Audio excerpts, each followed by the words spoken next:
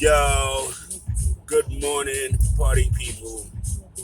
What is grimy with you this fine Wednesday morning? Yo, we got a hot candid corner for you tonight. Mr. Lewis and I, we gonna break it down for it forever to be broken. You feel me?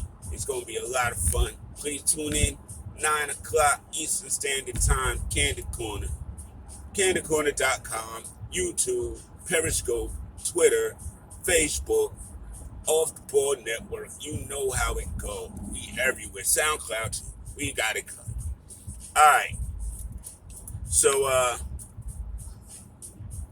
I'm pretty sure we're all in unison in our disappointment in what we witnessed last night. So I'ma just take it from the top tizzy and just run it as it went down. So Frank Ntilikina got the start because Derrick Rose is out due to COVID related issues, contract tracing, something. So, and we didn't know that until the last minute last night, almost right before the start.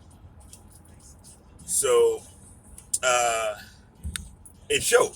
It really showed. It showed that we were not really expecting Frank to start because honestly, and I feel like this is not a him knock or a team knock. I just feel like they weren't necessarily used to or ready for him to have the ball because honestly, in the first quarter, Randall and him was taking the ball out of his hands as soon as he brought it past the line. So he wasn't facilitating. I saw something on Facebook. Big shouts, Jason. It's not that he was stagnant with the offense. The offense didn't run through him. You know what I mean? The ball was taken out of his hands as soon as he crossed the half court line most of the time. So the offense, here's the thing. What I did see a lot of last night, and I don't necessarily agree with, is I saw a lot of star ball from Randall. And it wasn't just Randall. It was like the team kind of gave him the ball, deferred, stepped back, and let him, do what he does. But that's not how we were winning. You know what I mean? Ball movement and folk making shots and getting open. It was like one pass and then the next person goes to the basket. That happened a whole lot. RJ was guilty of it. Randall was guilty of it. You know what I mean? And the part that bothers me about that is if you go do that, make sure you make your shots. You know what I mean? Because we were not making our shots, bro. Like, that was really, really, really, really hard to watch. And then this whole turnover bugaboo. I mean, we had like 9 turnovers in the first quarter, yo, to their 3. I mean, dude, I don't know what was going on, but by the time we finished that first half, we were down by 4. When if we had played correctly in the normal way that the Knicks play, we would have easily been up by like 7, 8, 9, 10. But because at first they weren't making their shots either. It was just Keystone Cops up and down the court, for the majority of that first half. And then the threes started hitting, and our 3-point defense fell straight into the toilet. Straight into the toilet. We forgot how to defend the 3-point line, and they started shooting. The whole team started shooting threes on us. Everybody was shooting threes on us and making them. And we kept turning the ball over. What happened last night was not because Frank Ntilikina started or because Derrick Rose was out and Taj Gibson is out and Mitchell Robinson is out. That's not what happened last night. We let ourselves down last night. We played lethargic. These dudes was on a back-to-back with a double overtime against the Nets. And we the ones who played like we were tired. And don't tell me no nonsense about, Tim's got to take Randall out at the end of the fourth in that other game. That's not why we lost last night. Nobody was so tired that they were exhausted and fell asleep. Nobody was sleeping on the daggone bench. You know what I mean? Folks was wide awake and witness this debacle. You know what I mean? And the wildest part is Frank actually had a decent line. He was playing all right. You know, Burke Burke was lost in the sauce and he was forcing it a lot, a lot. And I'm gonna need him to stop doing that. You know what I mean? Again, and that and we've seen Quickly does not. He doesn't facilitate the offense either. He's a young scoring guard.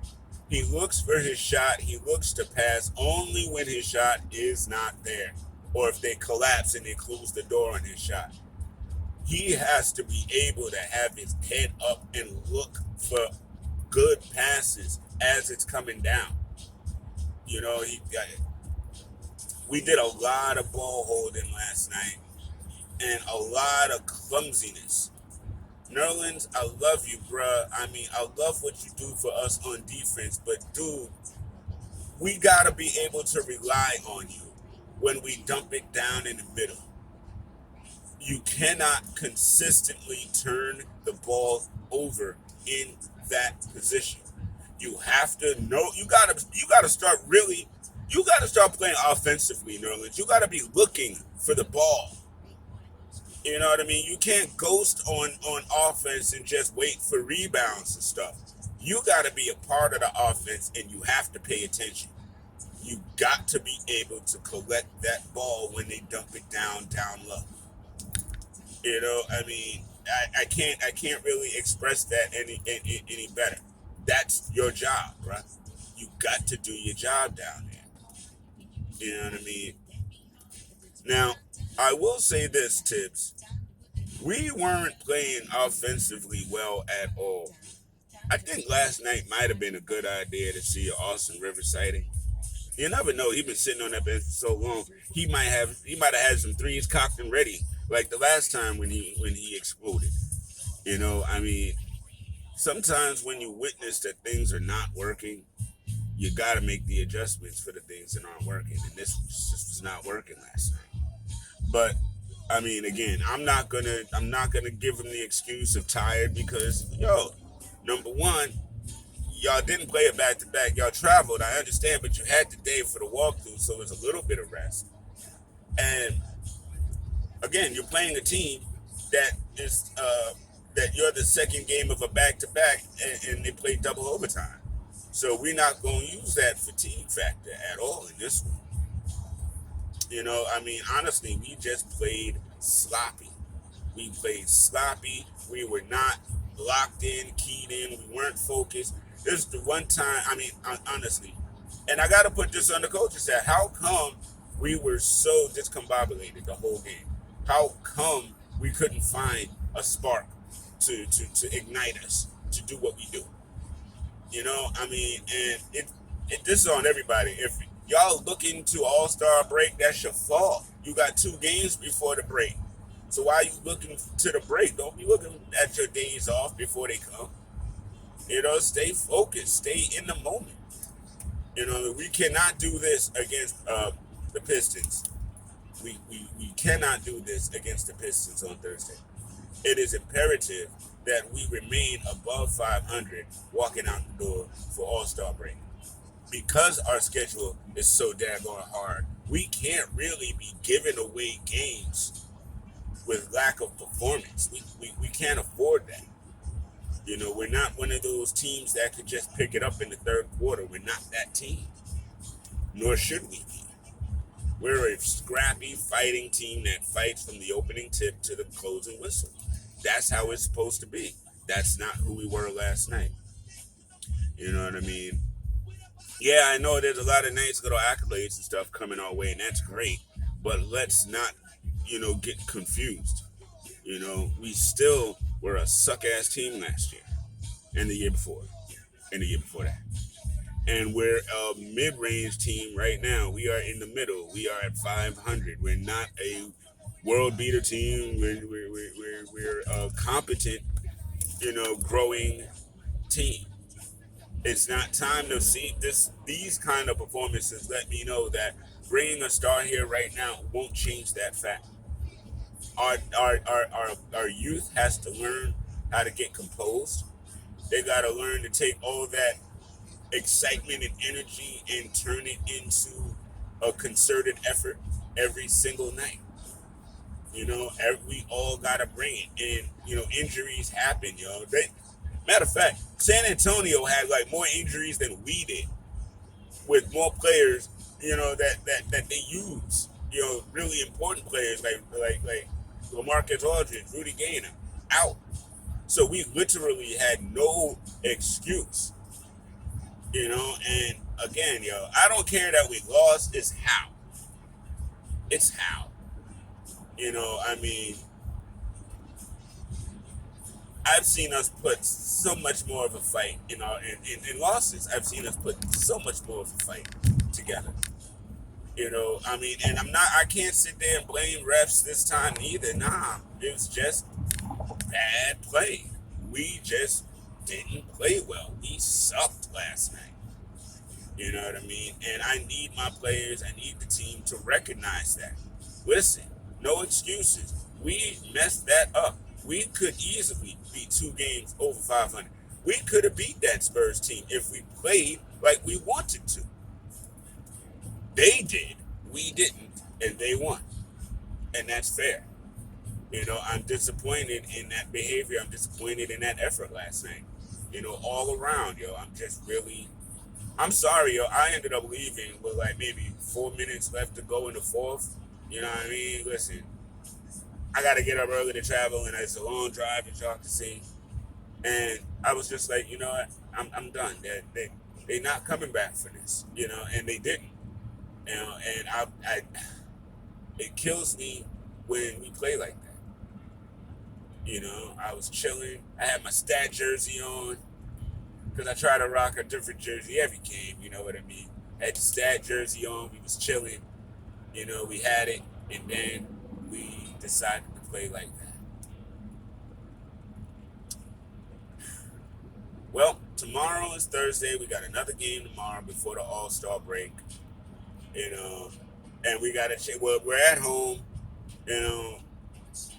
I probably doubt that Derrick Rose is going to play because this COVID contact stuff is really funny, and so I usually see them out for like a week after that. So he should be back by the end of the All-Star break, which is great. But again, if facilitating and sparking the offense in the first quarter is what Frank's job has got to be, at least for right now, then the team's got to support him on that and not take the ball out of his hands and try to do different stuff to overcompensate, which is, again, what I felt like we did yesterday. That's no bueno. We got to stick to the script and play the way we know how to play, and that's how we win.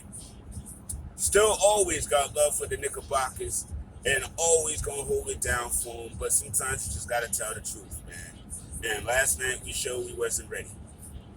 You know what I mean? Last night we showed that we can have games where just for no reason we won't show up. So as soon as we get away from that nonsense, then we will be pointed towards really making noise. You know what I mean? And maybe we'll get there by the end of the year. I assume we will be there by the beginning of next year. But it's games like this that they have to look themselves in the mirror and say, we can never let this happen again. All right, fam. So again, I'll see y'all tonight on the Candid Corner. As always, it's my pleasure. Coach 5.